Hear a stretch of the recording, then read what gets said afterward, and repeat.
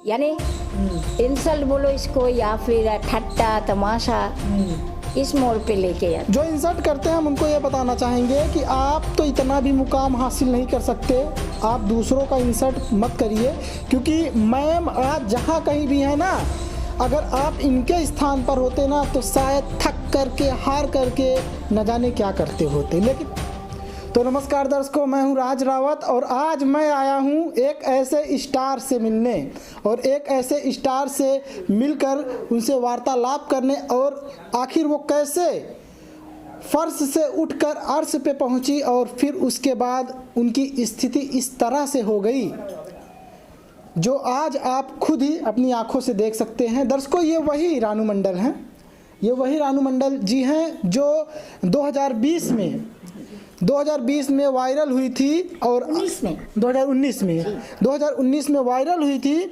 और इस तरह से वायरल हुई थी दर्शकों कि सिर्फ और सिर्फ भारत में ही नहीं, विदेशों में भी लोग इनको काफ़ी ज़्यादा पसंद कर रहे थे, काफ़ी ज़्यादा लोग इनको देख रहे थे। जी, सिर्फ तेरी मेरी कहानी में ना जी। तो आप सबसे पहले गाना आपका कहाँ से उठा था, कहाँ से आप गाई थी जो फेमस हुआ था गाना आपका? जी, रेलवे स्टेशन में बैठी हुई थी 2019 में। तो वहाँ पे अतिंद्र नाम का एक आदमी गया था। उन्होंने गाना सुना मुझसे, मैंने उनको सुनाया और उन्होंने मुझे ये नहीं कहा था कि वो वायरल करेगा करके।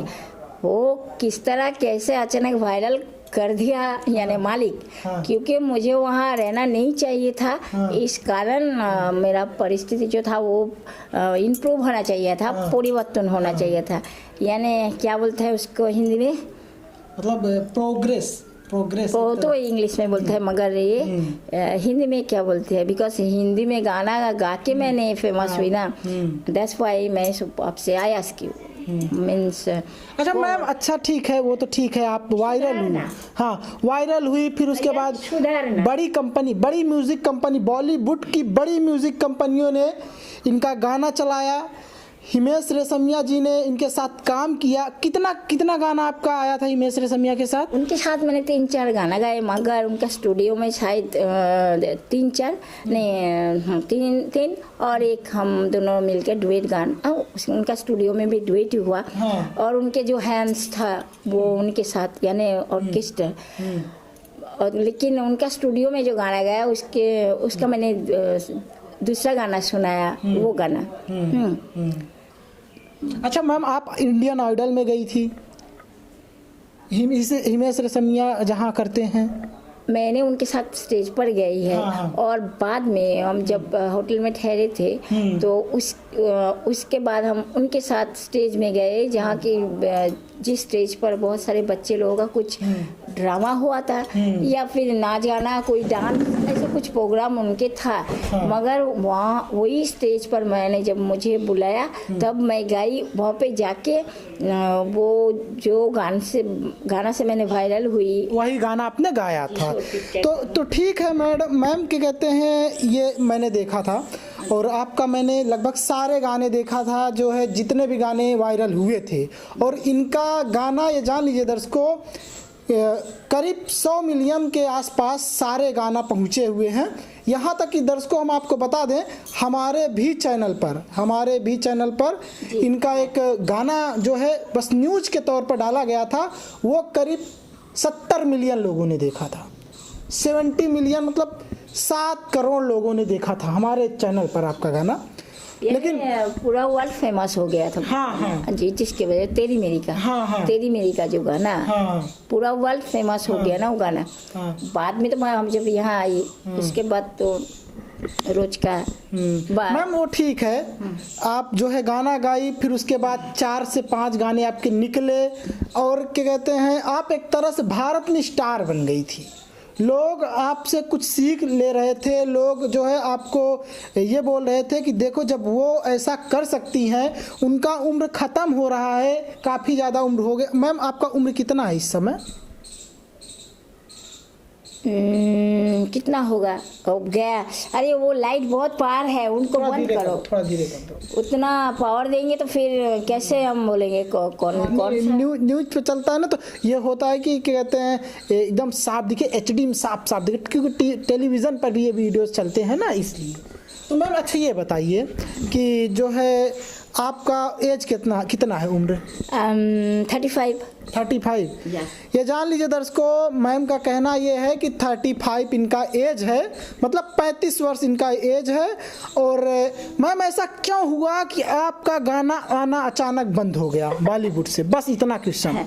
और रोज लोग आते हैं सिर्फ नाटक करने के लिए, गाने के लिए, गाना सुनने के लिए आते हैं। हाँ। बाद में बोलते हैं गाना गा के सुनाइए तो एक इस तरह की बातें, यानी इंसल्ट बोलो इसको या फिर ठट्टा तमाशा इस मोड़ पे लेके जाते। जो इंसल्ट करते हैं हम उनको ये बताना चाहेंगे कि आप तो इतना भी मुकाम हासिल नहीं कर सकते, आप दूसरों का इंसल्ट मत करिए।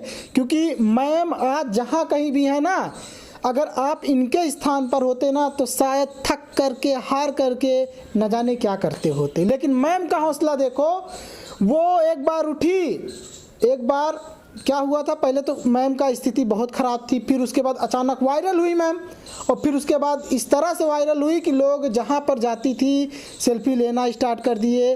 और फिर उसके बाद मैम एक बार आपने सेल्फी, एयरपोर्ट का समय था, एयरपोर्ट पे कोई फैंस आपका सेल्फी आपके साथ लिया था और आपका काफ़ी ज़्यादा वीडियो वायरल हुआ था, किसी ने वायरल किया था, जो भी किया था, तो उसमें आपको डिफेम किया गया था। आपका मतलब जो है इस तरह से आपको प्रेजेंट किया गया था कि देखो रानू मंडल के अंदर घमंड आ गया है। तो उस पर आप क्या कहेंगी? लोग कहीं ना कहीं वो टर्निंग पॉइंट था आपकी लाइफ का, और इस वजह से कहीं ना कहीं आपको डिफेम किया गया था। जिसने भी किया था अच्छा नहीं किया था, क्योंकि गलतियां सबसे होती हैं। लेकिन क्या होता है, देखो दर्शकों, अगर मैम सेलिब्रिटी हैं, अगर आप निकल रही हैं तो बहुत सारे लोग आते हैं तो बहुत प्रॉब्लम होती है उनको। आप लोग नहीं समझेंगे, आप लोगों को लगता है सेलिब्रिटी हो गई सबको सेल्फी दे, तो सबको सेल्फी है नहीं दे सकती। सेल्फी उन्हीं को दे सकती हैं जब इनके पास टाइम रहेगा। हाँ, ये भी बात सही कहा आपने, टाइम रहता नहीं, क्योंकि दिन भर ही तो मैं तो बाहर जाके कोई स्टेज पे या फिर प्रोग्राम पे नहीं जाती, मगर इंसान प्रोग्राम पे लेके जाने के लिए, ले जाने के लिए। और यहाँ बंगाल में भी नदिया में जहाँ पे भी कोई अनुष्ठान यानी प्रोग्राम कुछ भी बोलता है तो मैं एकदम बोलते मैं नहीं जाऊँगी। और ये जो नहीं जाऊँगी, सोच सकते हो दर्शकों कि ये इनको पैसा भी मिलता है प्रोग्राम करने के लिए, फिर भी मैम नहीं जाती। तो आप सोच सकते हो, आप देखिए क्या होता है ना दर्शकों कि कुछ लोगों को भीड़ भाड़ पसंद नहीं होता। मैम आपको क्या भीड़ भाड़ पसंद नहीं है? नहीं, ये बोलना बहुत मुश्किल है, क्योंकि भीड़, अगर मैं सेलिब्रिटी हिसाब से हूँ तो फिर भीड़ तो होगा। क्यों, जब मैं स्टेज पे जाऊँगी, गाऊँगी या फिर गाया था, बहुत भीड़ हुआ। अभी भी देखो ना, मैं स्टेज पे नहीं गाती मगर लोग तो आना नहीं छोड़ते। कौन सा तरीका से आता है, कौन सा रिश्ता लेके आते हैं, और कौन सा हिसाब, कौन सा एंगल, कौन सा दिख से आते हैं। उनको कहीं ना कहीं आने के रिश्ते से, और वो लोगों के कुछ मैम देखिए क्या है ना, कुछ लोगों के नज़रों में आप भले ही डिफेम हो चुकी हैं लोग, लेकिन आज भी आप स्टार हैं, मत भूलिए। आज आप भी सही बात, बिकॉज इसके लिए तो मेरा मालिक महान है, जिसने मुझे स्टार बनाया।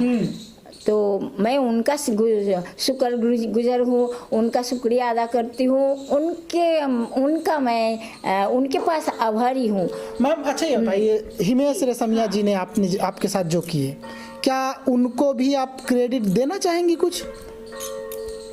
देखिए, क्रेडिट देना ना देना तो मालिक की बात है, हमारे बस की बात नहीं है। हम जहाँ शो पे लेके जाते हैं बहुत जाती हूँ, मुझे जितना गाना है मैं गाती हूँ, और जहाँ मुझे जिस तरह से रिस्पेक्ट बोलिए या फिर सम्मान जहाँ मिलता है और मिला भी है बहुत सारी जगह। अच्छा मैम, आप मुंबई से चली आई यहाँ पर, मुंबई से क्यों चली आई? क्योंकि अगर शायद आप मुंबई में होती तो आपका जो रुतबा था वो दिन प्रतिदिन और बढ़ सकता था, तो आप मुंबई क्यों छोड़ी? सबसे बड़ा सवाल है। तो ये बात मैं आप लोगों से पूछता कि रानाघाट रेलवे स्टेशन में मैं क्यों थी, ये सवाल मैं आप लोगों से पूछती हूँ। आप लोग जब हमें इसका सही वजह रानाघाट रेलवे स्टेशन पे आप एक तरह से मैं बोल सकता हूँ कि आप इसलिए थी क्योंकि आपका ये जन्मभूमि है, या कहें कि ये कर्म भूमि है, ठीक है। तो आप यहाँ पर हमेशा रही हैं, आपको अच्छा लगा है, तो इसलिए आप रहती थी